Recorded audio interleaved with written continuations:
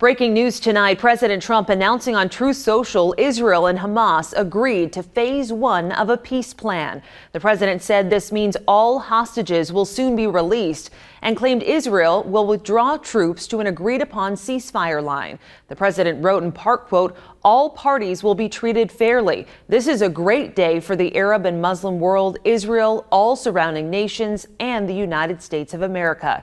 The president's post on Truth Social does not say when the first phase would begin. He also thanked Qatar, Egypt, and Turkey for helping mediate the deal. Israel and Hamas have been in armed conflict since a surprise Hamas attack into Israel on October 7th of 2023. Live at 6 with breaking news this hour, NASCAR legend and future Hall of Famer Kyle Busch has died at 41 years old. NASCAR made the announcement just minutes ago. Busch was in the hospital with a serious illness and had already removed himself from this weekend's Coca-Cola 600. Our sports anchor Mike Solarte joins us now live. And Mike, what does this mean for NASCAR? Obviously, this is just really abrupt and devastating news. Certainly a huge loss, both personally, professionally, like you said, so abrupt and just 41 years old. Hopefully we can get some more answers, some more details. All right, we're live here at 5:19. We are just wrapping up the latest news conference from NASCAR CEO Stephen O'Donnell about the death of NASCAR legend Kyle Busch. He died just yesterday at the age of 41 after being hospitalized because of a severe illness. We're still learning more about what really led up to that, but right now they're just talking about the legacy that he leaves behind, as well as his family, his wife and children.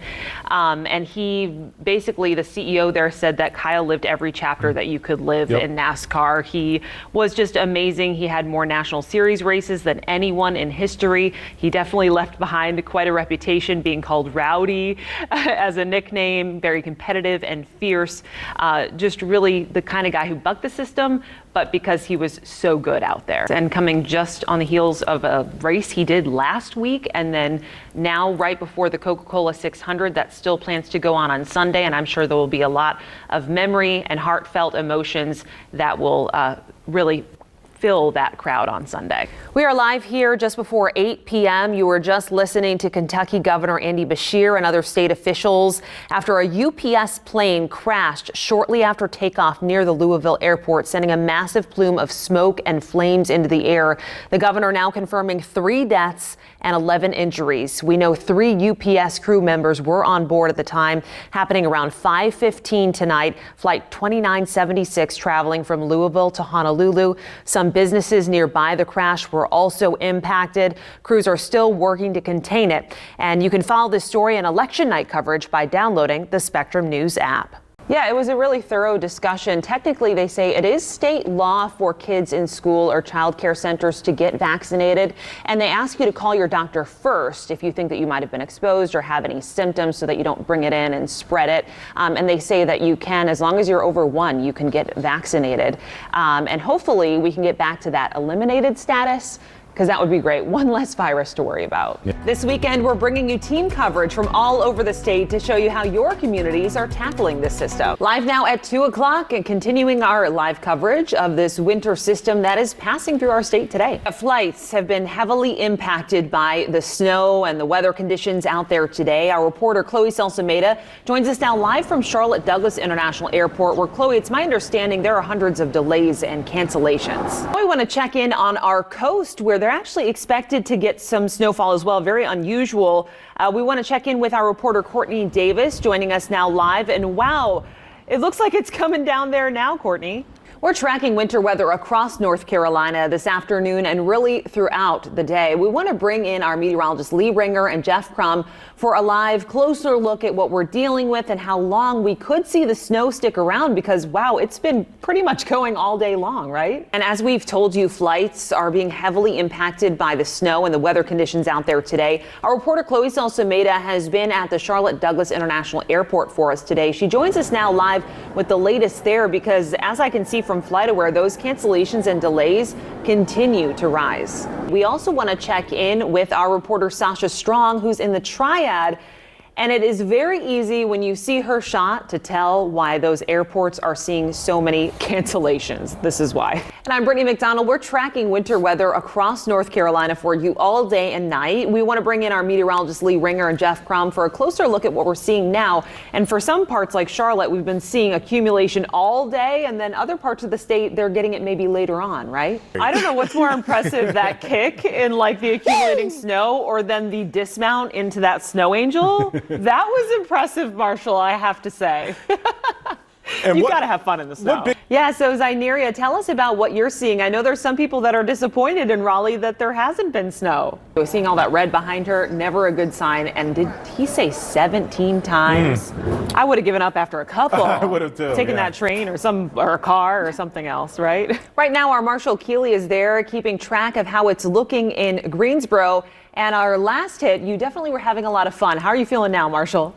We continue tracking winter weather across the state for you well into the evening. We want to bring in our meteorologist Tom Miners and Jeff Crum for a closer look at what we're tracking at this hour, because soon enough the sun will set and it'll get even colder out there. You're right. It is like memory fuel, because I remember, what was it 3 years ago now, where it snowed back-to-back weekends in January, and we were all here like this. Yeah, if that doesn't give you an indication of what the weather really is like out there tonight, I don't know what will.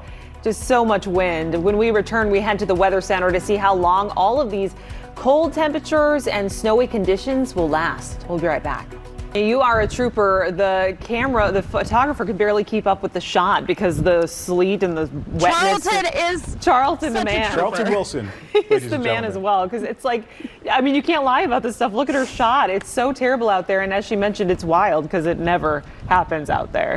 We're bringing in now, once again, our meteorologist Tom Miners and Jeff Crum for a look at the latest conditions.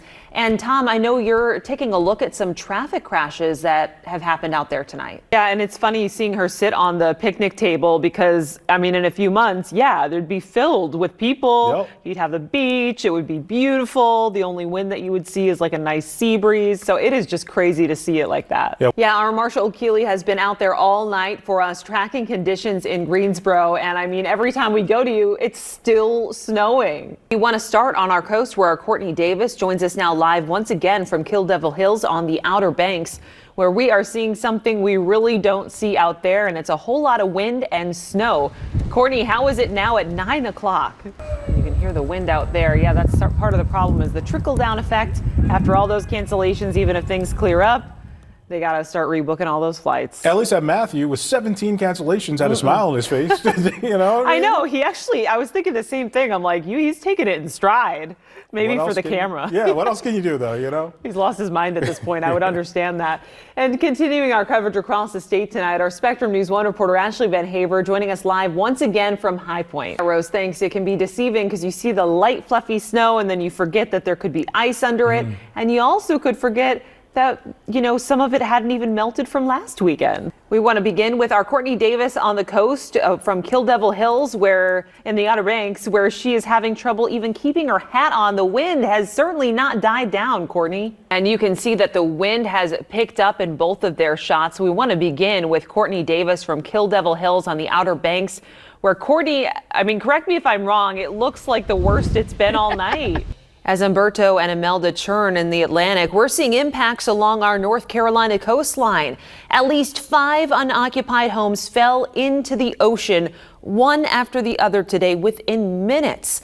The National Park Service confirms it happened in Buxton on the Outer Banks. Chief Meteorologist Gary Stevenson joins us now from the Weather Center. So Gary, why is this happening?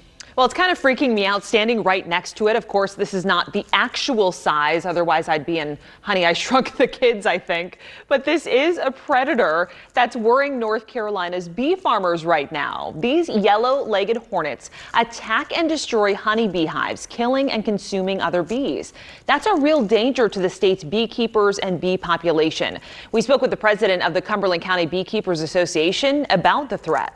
Well, if your jokes are anything like your dance moves, then, well, keep your day job. And of course, I can't ring in the new year alone. That's just sad. It's crazy as I ended up wearing black and matching you. It turned I feel out like perfect. I knew. Yeah, she has that. ESPN. Yes, exactly. You have your ESPN working. I had to make the sports joke. Nothing but the best for you gentlemen. I know how you like the pink champagne. Nom, nom, nom.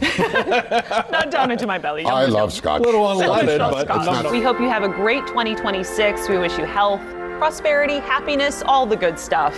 Yep. And we'll There you also go. keep reporting on all the bad stuff too. Well, but- that's what we do.